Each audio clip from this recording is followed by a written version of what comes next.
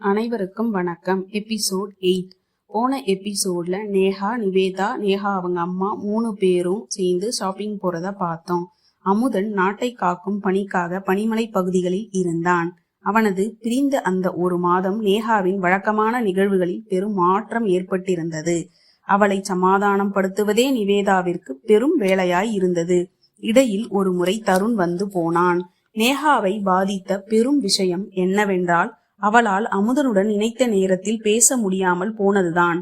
4-5 நாட்களுக்கு முன்பு பேசியவன், திபேத்திய எல்லையில் இருக்கேம்மா, எங்கு பார்த்தாலும் பனி முகடுகள் தான், மொபைல் சிக்னல் எல்லாம் கிடைக்க வாய்ப்பே இல்லை, வாய்ப்பு கிடைத்தால் நிச்சயம் உன் குரலை மிஸ் பண்ண மாட்டேன் என்றிருந்தான். தன் இதயம் முழுவதும் நேச வேர்களை ஆழமாய் ஊன்றியவனின் குரலை கூட கேட்க முடியாத தன் நிலையை எண்ணி தன்னை மிகவும் வருந்தி கொண்டவளை பார்த்து, என்ன பிள்ளை இப்படி ஆயிட்ட, உண்ணாம உறங்காம கல்யாண பொண்ணு மாதிரியா இருக்கிற, பாதி அழகை காணோம் என்று நிவேதா வருத்தப்படவும் பதில் பேச முடியாமல் நேஹாவின் இதயம் விம்பிக் கொண்டிருந்தது. பொழுதன்னைக்கும் இப்படி அவங்க நினைப்பாகவே இருப்பது எப்படி? 2 மாதத்தில் வர போறாங்க, ஜாம் ஜாம்னு கல்யாணம் நடக்க போகுது, நீயும் கூட போக போற, அப்புறம் உங்களுக்குள்ள ஏது பிரிவு? அதை நினைத்து சந்தோஷப்படுவதை விட்டுவிட்டு ஏன் இப்படி வருந்திட்டு இருக்க? நிவேதா எவ்வளவு தேற்றியும் அவள் சமாதானம் அடையவில்லை. இன்னும் கிட்டத்தட்ட 50 நாட்கள் இருக்கின்றனவே நிவே, 50 நாள் தான், ஏன் 50 நாள்னு இழுக்கிற? ஏன் அவசரம்? தெரிந்தால்தானே தனக்குத்தானே முணுமுணுத்தவளை உலுக்கிய நிவேதா, என்ன சொன்ன அவசரமண்ணா என்று கேட்க, இல்ல என்று தடுமாறிய நேஹாவை ஒரு மாதிரியாய் பார்த்தாள் நிவேதா. அவளின் முகத்தில் வழக்கத்துக்கு மாறான பய உணர்வின் சாயல். என்ன பிள்ளை, ஏன் ஒரு மாதிரி ஆயிட்ட? ஒண்ணுமில்ல, மனசு என்னவோ பண்ணுது, நீ இப்படியே இருந்தா சரிப்பட்டு வரமாட்ட, வா வெளியில் எங்கேயாச்சும் போயிட்டு வரலாம். வேணாம், என் உணர்வுகள் உனக்கு புரியாது நிவே. எனக்கா புரியாது அந்த மண்ணாங்கட்டி நினைவுகள் என்று வாய்விட்டு சொல்லிய நிவேதா, நீ சொல்லிட்ட, நான் எனக்குள்ளையே என்று பெருமூச்சு விட்டு கொண்டே, என்னால சொல்ல கூட முடியல, என் பாத்ரூம் சுவர்களுக்கு தெரியும் என் புலம்பல்கள் என்று மனதிற்குள் மருகினாள். நேஹாவிற்கு வெளியுலக சணலங்கள் எதுவும் நினைவில் பதியவில்லை. தன் புலம்பல்கள் மருகல்கள் மட்டுமே கொண்ட வட்டத்திற்குள்ளேயே உழன்று கொண்டிருந்தாள். நிவேதாவிற்கு ஒரு மாற்றம் தேவையாயிருந்தது.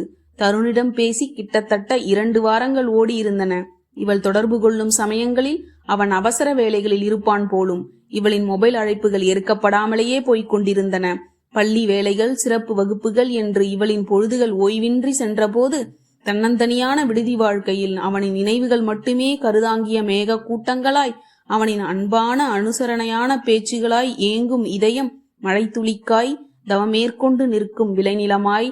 என்ன நிவே அமைதியாயிட்ட? உன்னை போரடிக்கிறேன் இல்ல, என் நிலைமை அது பிள்ளை, என் உணர்வுகளை தோழியான உன்கிட்டதானே பகிர்ந்து கொள்ள முடியும். என்ன பிள்ளை இப்படி ஆயிட்ட? அமுதன் வரப்போ நீ இப்படி பசலை படர்ந்து மெலிந்து போய் கிடந்தா அவங்களுக்கு அடையாளம் தெரியாமல் போயிட போகுது. வா, எங்க போகலாம்னு நீயே சொல்லு. எங்க போறது நிவே, எங்கே போனாலும் அவங்க ஞாபகம்தான். ஏன், ரியா குட்டியை பார்க்கும் போதெல்லாம் அவங்க ஞாபகம்தான் கொள்ளுது. தோழியை பரிதாபமாய் பார்த்தாள் நிவேதா. பின்பு வற்புறுத்தி அவளை வண்டியில் ஏற்றினாள். இருவருமாய் போய் அமர்ந்த இடம் குமரி கடற்கரை. பால் ஒளியை பொழிந்தபடி கிழக்கு வானில் முழுமதியும் சந்தனமும் மஞ்சளும் கரைத்து விட்ட மங்கள ஒளியில் மேற்கு வானில் செங்கதிரும் கைக்குலுக்கிக் கொண்டிருந்த அந்த பேரனுபவத்தில் உள்ளம் உன்னதமான சிலிர்ப்பில் கிறங்கத்தான் செய்தது. வருத்த நிலக்கடலையை கொறித்தபடி ஏதேதோ பேசியபடி இருவரின் மனநிலையும் அமைதி அடைந்திருந்த பொழுதில் நிவேதாவின் மனதில் ஒரு ஆழி பேரலைகளின் பேயாட்டத்தை நிகழ்த்துவது போல் ஒரு காட்சி அரங்கேறிக் கொண்டிருந்தது. ஹே நிவே, அந்த கிழக்கு மண்டபத்தை பாரு, அது அந்த பிங்க் நிற டி-ஷர்ட்டில் நிற்பது தருண் தானே என்று கிழக்கு பக்கமாய் கையை காட்டினாள் நேஹா. உலகிற்கே உதயத்தை மட்டுமே கொடுத்து கொண்டிருந்த கிழக்கு திசை முதன்முறையாய் நிவேதாவின் வாழ்வில் அஸ்தமன சூழ்நிலையை உண்டாக்கியது. தருண் என்ற அந்த ஒற்றை மந்திர சொல்லால் கட்டுண்டவள் போல் ஆவலாய் பறந்த நிவேதாவின் விழிகள் பரிதவித்த நேரம், நிவே, கூட யாரோ ஒரு பெண் இருக்கிறாளே என்றாள் நேஹா. 1000 கனவுகளையும் ஏக்கங்களையும் சுமந்திருந்த அந்த விழிகள் தன் நேசத்திற்கு உரியவனை கண்டு கொண்டபோது இதயம் தருண் என மடல்களை விரித்தது. அவளின் மானசீக அழைப்பின் சிதறல்களை சுமந்து சென்ற கடற்காற்று அவனின் செவியிலை தீண்டிருக்க வேண்டும். சுற்றுமுற்றுமாய் ஆர்வமாய் தேடினான். ஆனால் அவனை அண்டி நின்றிருந்த அழகோவியத்தின் கொஞ்சலான குரலில் வேறேதுவும் பெரிதாய் தெரியவில்லை போலும். அத்தான் என்று அவனின் கரம் பற்றி இருந்தவளின் முகத்தை விட்டு அவனின் விழிகள் அதற்கு பின் திரும்பவே இல்லை. யாராயிருக்கும் அந்த பெண்? எவ்வளவு அழகு இல்ல! ஒரு முறைப்பெண் இருப்பதாய் அமுதன் சொன்ன ஞாபகம். அவள் பெற்றோர் வெளிநாடு, இவள் இங்குமாய் இருக்கிறார்களாம். நிவேதாவுக்கும் தான் அவளை தெரிந்திருந்தது. அவள் தன் மனம் கவர்ந்திருந்த எண்ணெய் விளம்பரம் பற்றி தன்னுடன் சொன்ன நேரத்தில் அவள் என் முறைப்பெண் என்றானே. அவள் வியந்து பாராட்டிய அதே அழகி. வா நிவே, நாம போய் அவர்கிட்ட பேசலாம். நேஹா அவளை அழைக்க, ஹே சே, அவங்க கிட்ட போய் அவங்க தனிமையை கெடுக்கணுமா என்ன? நாம போலாமா என்று தன் துக்கத்தை மறக்க முயன்றாள். எத்தனை நாட்களாய் போனில் அழைக்கிறேன். ஊரில் பதில் பேச நேரமில்லாதவனுக்கு தன் மாமன் மகளுடன் ஊர் சுற்ற நேரம் இருக்கிறது. இப்போதும் கூட இங்கு வர முடிந்தவனால் என்னை பார்க்கவோ என்னோடு தொடர்பு கொள்ளவோ மனம் வரவில்லை. பயன்படுத்திவிட்டு வீசி எறியும் பொருளாய் என்னை நினைத்திருப்பானோ? உடனே மனம் மறுப்பு தெரிவித்தது. ச்சே, எத்தனை கண்ணியமான மனிதன், கண்ணியமான குடும்பம். நேஹா, வண்டியை நீ ஓற்றியா என்று பின்னால் அமர்ந்தபோது இதயத்தில் அப்படி ஒரு கணம். விடுதியிலும் இருப்பு கொள்ளாமல் தவித்தவள் வார்டனிடம் போய் நின்றபோது, என்ன பிள்ளை, நீ விடுதி விதி தெரியும் தானே? இரவு மணி 8 மணிக்குள்ள எல்லோரும் உள்ள வந்துடணும்னு நீ வெளியில போறேன்னு வந்து நிக்கிற. மதருக்கு தெரிந்தா பிரச்சனை ஆகிடும். சரி போ, போயிட்டு அரை மணி நேரத்தில் வந்துடணும் என்ற நிபந்தனையுடன் அனுப்பி வைக்க, தருணின் பாராமுகத்தை தாங்க முடியாமல் அவனின் முக தரிசனத்தை பார்க்க ஏங்கியும் வந்தவள் யூகித்திருந்தது போலவே நேஹாவின் வீட்டு ஹாலில் சிரித்து பேசிக் கொண்டிருந்தான் தருண். என்ன பிள்ளை இந்த நேரத்தில் என்று கேட்ட தோழியிடம், உன் பட்டு பிளவுஸுக்கு ஸ்டோன் ஒர்க் பண்ணி டிசைன் பண்ண வேண்டும் என்றாயே, ஸ்டெல்லா அக்கா வாங்கிட்டு வர சொன்னாங்க என்றாள்.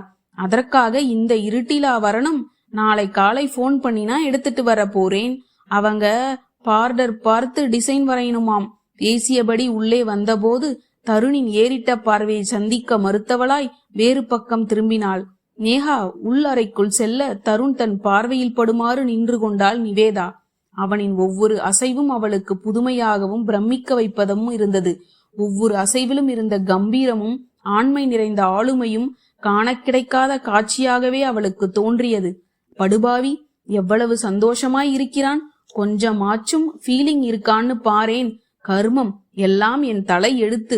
இவனை எல்லாம் நினைத்து நினைத்து ஏங்கணும்னு தனக்குத்தானே மருகிக் கொண்டவள் இதேபோல் போன முறை இதே வீட்டில் அவனை சந்தித்த சமயத்தில் அவளின் இருப்பிடம் அறிந்து வந்தவன் அதோடு கழிந்த பொழுதுகளையும் பற்றிய நினைவில் கரையத் தொடங்கினாள்.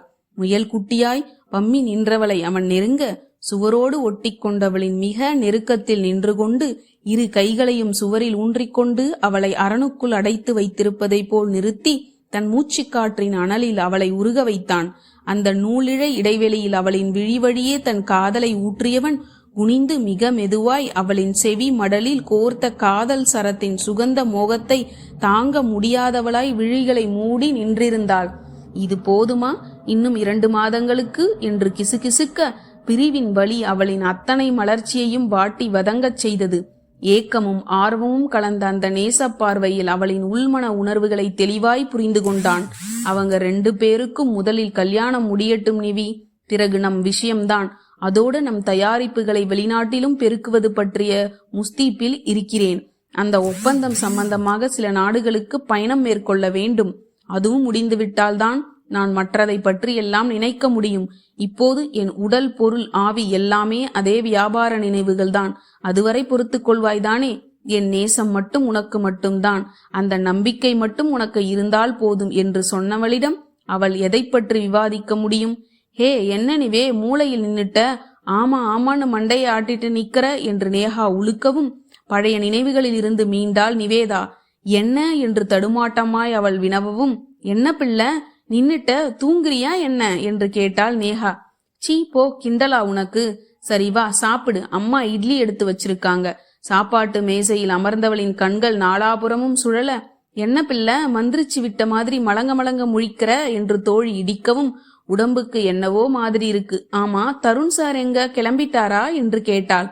ஆமா, கெஸ்ட். அதான் நாம பார்த்தோமே அந்த பெண், பிரியா அக்கா வீட்டில இருப்பதால் டின்னர். அங்கே எல்லோரும் பீச் ரெஸ்டாரண்ட்டுக்கு போவதாக கிளம்பிவிட்டார். இன்று பௌர்ணமி என்பதால நடு இரவு வரை அந்த ரெஸ்டாரண்ட்டுகளை கட்டுமாமே. ஜாலியா இருக்கும்ல, நாமளும் போகலாம். அமுதன் வரட்டும். அவள் கனவுகளில் மிதக்கத் தொடங்கிவிட்டாள். பாவம், எத்தனை பெரிய உதாசீனம். இவள் அவனுக்காக அணு அணுவாய் துடித்து கொண்டிருக்க, அவனோ யாரோ உறவுக்காரியுடன் விருந்து கொண்டாடுகிறான். தொண்டை கரித்து கொண்டு வந்ததில் உணவு தொண்டைக்குழியில் சிக்கியது. அவளின் செருமலை பார்த்த நேகா, பார்த்து, கண்ணுல தண்ணி வர்ற அளவுக்கு விக்குது பாரு, இந்தா தண்ணியை குடி என்று நீட்ட, ஓ என பொங்கிய ஓலம் தண்ணீரோடு உள்ளிறங்கி அமுங்கியது. அடுத்த எபிசோட் நாளைக்கு பார்க்கலாமா?